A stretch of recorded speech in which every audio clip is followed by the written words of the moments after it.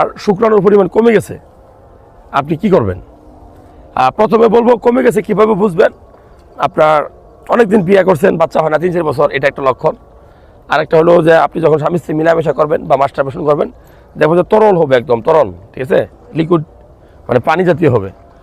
আর কমে গেলে কী করবেন? আপনি প্রথমে বলবো যে কেন কমে, এটা আপনি অত্যধিক হস্তমৈথুন করলে, বেশি দিন যদি আপনি হস্তমৈথুন করেন তাহলে আপনার এই প্রবলেমটা হতে পারে।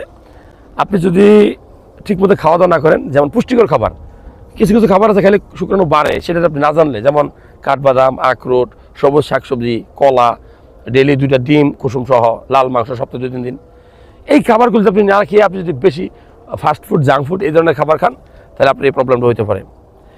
আর কমে গেলে কী করবেন?